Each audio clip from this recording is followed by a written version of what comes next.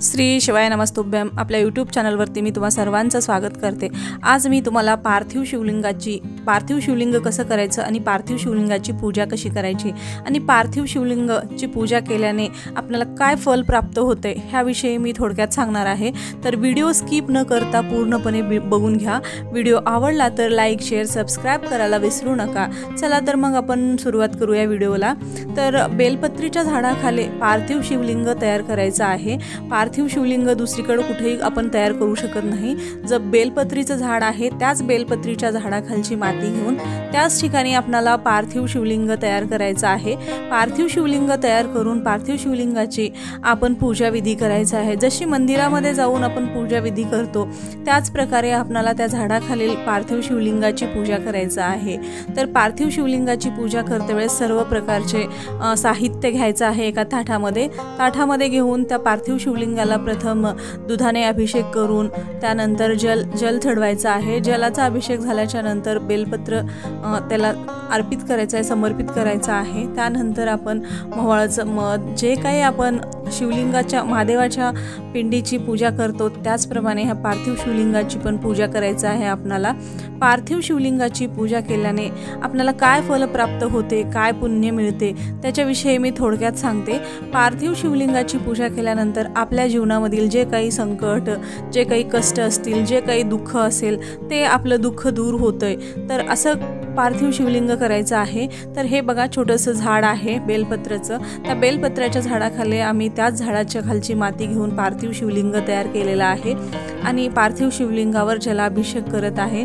जलाभिषेक केल्याच्या नंतर सर्व नैवेद्य वगैरे दाखवून ह्या पार्थिव शिवलिंगाचं लगेचच आपल्याला पार्थिव शिवलिंगाचं विसर्जन पण करायचं आहे। पार्थिव शिवलिंगाची पूजा करून पार्थिव शिवलिंगाचं विसर्जन लगेच त्याच झाडाखाली जलाने शिवलिंगाचं विसर्जन करायचं आहे।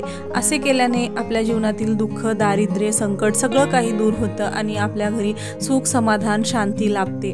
तर हे पार्थिव शिवलिंगाचं बघा नैवेद्य वगैरे दाखवून जल वगैरे चढवून त्याची पूजा करत आहे। पूजा वगैरे झाल्याच्या नंतर लगेच त्याचं विसर्जन करण्यात येत आहे। तर त्याचं काय फल प्राप्त होते, काय पुण्य मिळणार आहे पार्थिव शिवलिंग करून त्याची पूजा केल्यानंतर। आपण रोज देवाची पूजा, महादेवाची पूजा करतो, जलाभिषेक करतो, जल चढवतो, तितकं त्याच्या दुपटी तिपटीने त्याचा लाभ आपल्याला ह्या पार्थिव शिवलिंग करून त्याची पूजा केल्याने लाभ मिळतो।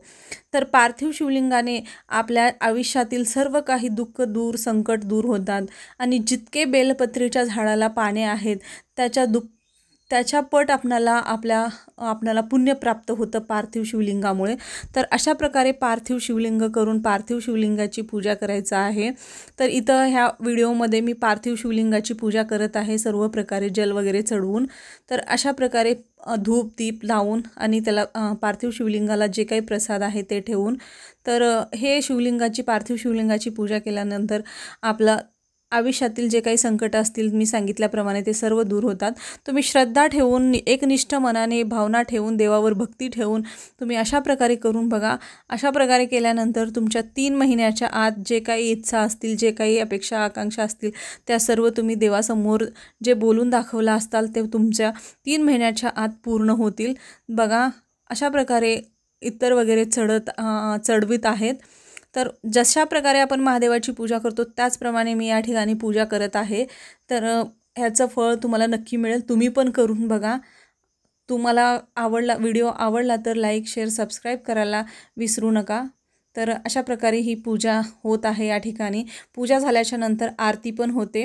आरती करून देवाला प्रसाद वगैरे ठेवून मी या ठिकाणी त्या पार्थिव शिवलिंगाचं लगेचच पूजा झाल्याच्या नंतर विसर्जन पण लगेच करणार आहे। हा व्हिडिओ मी माझ्या स्वतःच्या मनानं बनवत नाही, पंडित प्रदीप मिश्रा यांनी सांगितलेलं आहे की अशा प्रकारे अशा प्रकारे पूजा करायचं। तर मी पूजा करत आहे ते तुम्हाला लाईव्ह दाखवत आहे मी कशा प्रकारे पूजा करत आहे ते। पण तुम्ही हा व्हिडिओ नक्की बघा, आवडला तर भरभरून लाईक द्या, लाईक करा, शेअर करा आणि सबस्क्राईब करायला विसरू नका। तर हा व्हिडिओ खूप छान होईल।